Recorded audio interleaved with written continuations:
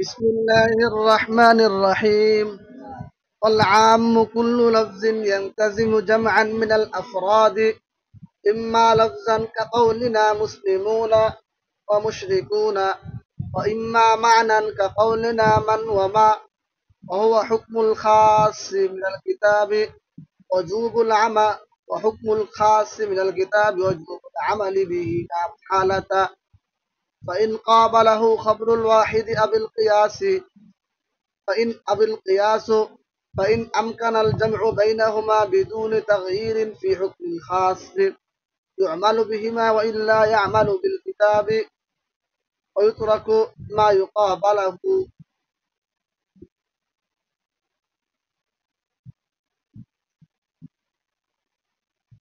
ধরেন এখন থেকে আমের আলোচনা, কিতাবুল্লাহর প্রথম প্রকার আম ও খাস। গত ক্লাসে গেছে খাসের পরিচয় এবং খাসের প্রকার। আজকে হচ্ছে আমের পরিচয়। আম বলা হয় কুল্লু লফজিন, প্রত্যেক এমন লফজকে ইয়ান্তাজিমু জামআন মিনাল আফরাদি, যা অনেকগুলো একককে শামিল করে। অনেকগুলো একককে ইয়ান্তাজিম মানে শামিল করে, জামআন মানে দল, জামা হচ্ছে কি রে? দল। মিনাল আফরাদ, আফরাদ হচ্ছে ফরদুনে জমা, ফরদ অর্থ হচ্ছে একক বা সদস্য, কি রে? ধরেন যদি একটা দল হয় তাহলে কি অনেকগুলো লোক মিলে হবে না রে? হ্যাঁ, ওই প্রত্যেক লোকে ওই দলের কি সদস্য। এরকম এখানেও জামআ মিনাল আফরাদ মানে হলো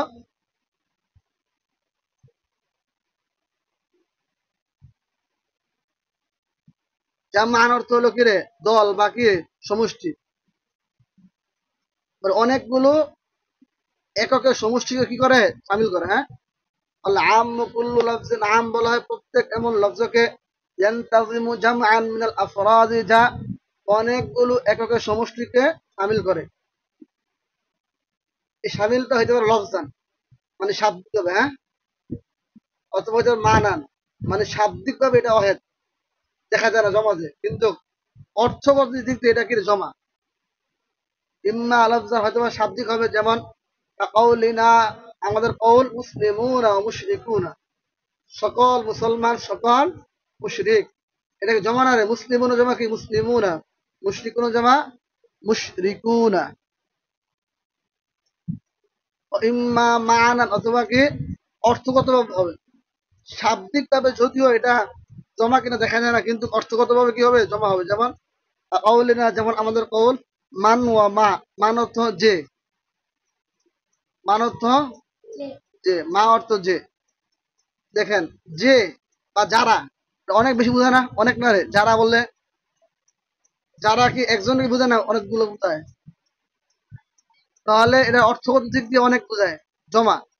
কিন্তু শাব্দিক দিক দিয়ে দেখেন মান বা মা অহেদ না রে? মান ও মা উভয়টা আপনার কি রে? অর্থ একই, কিন্তু ব্যবহারটা পার্থক্য আছে। মানটা ব্যবহার হয় জাবিল অকুলের জন্য। কার জন্য? জাবিল অকুল। জাবিল অকুল মানে কি? যার বিবেক বুদ্ধি আছে। আর মাটা হচ্ছে উভয়ের জন্য। না, মাটা হচ্ছে গাইরে জাবিল অকুলের জন্য, মানে কি যার জ্ঞান বুদ্ধি না। যেমন গাছ, এগুলো কি জ্ঞান বুদ্ধি আছে রে? হ্যাঁ।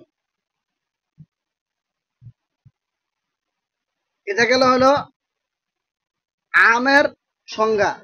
এখন হচ্ছে ওই যে পড়ছিলাম আমরা খাস, খাসের হুকুম কি, এটা আসতেছে।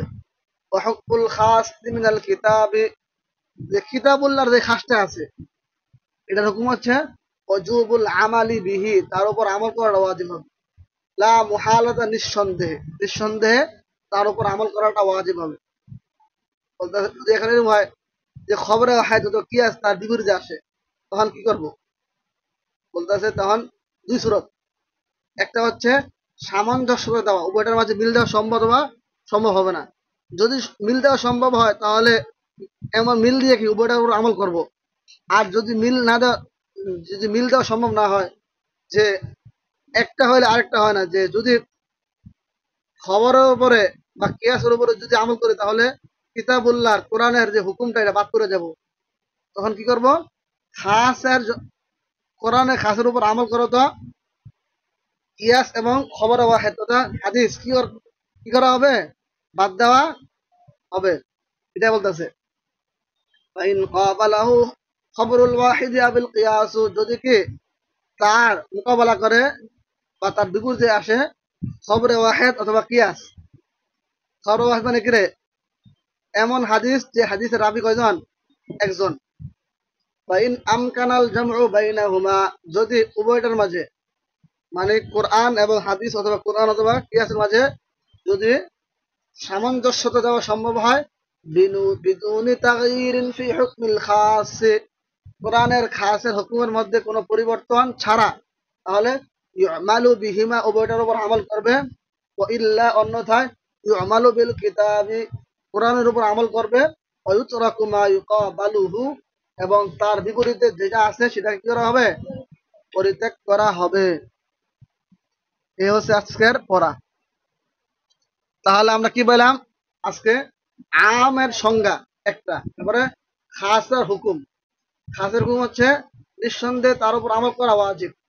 যদি তার বিপরীতে কোরআন এর বিপরীতে যদি খবরে ওয়াহেদ অথবা কিয়াস আসে, তাহলে দেখতে হবে উভয়টার উপর সামঞ্জস্যতা দেওয়া যায় কিনা।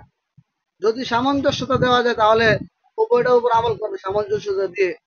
আর যদি সামঞ্জস্যতা দেওয়া সম্ভব না হয়, তাহলে কোরআনের খাসের উপর আমল করবে এবং তার বিপরীতে যেটা আছে সেটা হাদিস হোক বা কি হোক, কিয়াস হোক, সেটাকে পরিত্যাগ করা হবে। কারণ হচ্ছে কোরআন সবচেয়ে শক্তিশালী, কোরআনের বিপরীতে সেগুলো টিকবে না।